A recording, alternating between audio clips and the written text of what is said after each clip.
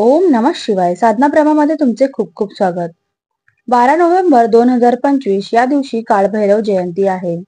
कार्तिक महिन्यातील कृष्ण पक्षात कालाष्टमी येते. या दिवशी कालभैरवांची उत्पत्ती झाली.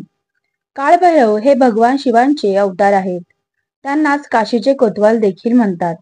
या काळभैरवांचा जन्म भगवान शंकरांच्या क्रोधाग्नीतून झाला.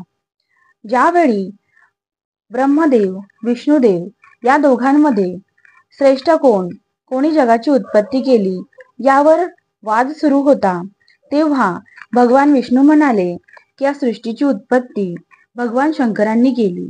तेव्हा ब्रह्मदेवांना खूप राग आला व त्यांनी महादेवांबद्दल वाईट बोलण्यास सुरुवात केली.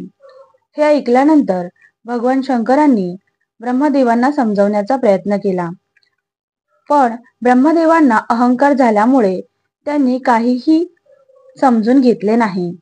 त्यामुळे महादेवांना राग आला व या रागातून काळभैरवांची उत्पत्ती झाली. काळभैरवांनी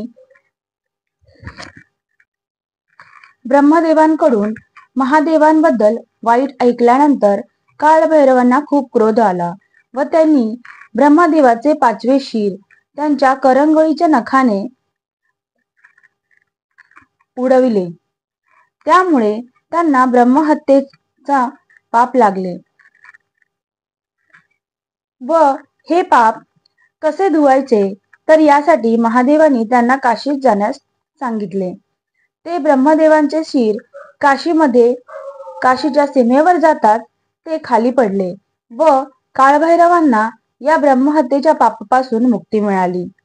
तेव्हापासून महादेवांनी त्यांना काशीचे कोतवाल जाहीर केले.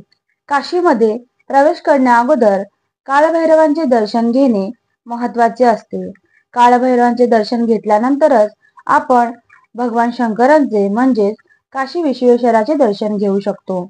इतके महत्वाचे काळभैरव आहेत व त्यांची पूजा देखील आपण करणे महत्वाचे आहे.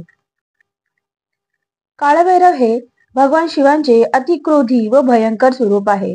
ते दुष्टांचा नाश करते, भूत प्रेत पिशाच या सर्वांचा नाश करते, सर्व वाईट शक्तीपासून आपल्याला रक्षण देते. म्हणूनच काळभैरवाची साधना केली जाते. काळभैरव जयंती दिवशी आपण साधना केल्याने आपल्याला त्यांची कृपा प्राप्त होते. तर काळभैरव जयंती दिवशी भगवान काळभैरवाच्या मंदिरात जावे व नारळ खडीसाखर त्यांना अर्पण करावी. त्याचबरोबर वांग्याचे भरीत, बाजरीची भाकरी, लिंबू, कांदा, त्याचबरोबर दही वडे, जलेबी आणि गुलगुले अशा प्रकारचा नैवेद्य त्यांना अर्पण करावा. त्याचबरोबर काळे उडीद देखील त्यांना अर्पण करावे. अशा प्रकारे त्यांना नमस्कार करून मंत्राचा जप करावा. कालभैरव अष्टमीच्या दिवशी आपल्याला कालभैरवांच्या मंत्राचा जप करायचा असेल तर ओम कालभैरवाय नमः या मंत्राचा जप करावा. हा जप आसनावर बसून रुद्राक्षच्या माळेने आपण करावा. त्याचबरोबर कालभैरवाष्टकम या स्तोत्राचे पठण करावे. हे स्तोत्र 11 वेळा आपल्याला आसनावर बसून म्हणायचे आहे. हे स्तोत्र आपण प्रदोष काळात म्हटले तर अधिक उत्तम. आणि हे स्तोत्र जर 11 वेळा आपल्याला म्हणायचं असेल तर हे स्तोत्र पहिल्यापासून 8व्या ओवीपर्यंत 10 वेळा म्हणावे व त्याच्यानंतर पूर्ण स्तोत्र म्हणावे. कारण 8व्या ओवीपर्यंत जे असते ते स्तोत्र असते व 9व्या ओवीपासून फलश्रुती असते.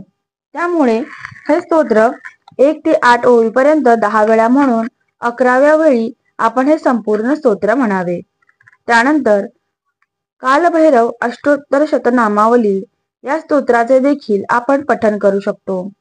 हे कालभैरवांची आपण उपासना केल्यामुळे आपल्या घरातील, आपल्या शरीरातील नकारात्मक गोष्टी दूर होतात, त्यांचे निवारण होते व कालभैरवांची आपल्यावर कृपा होते.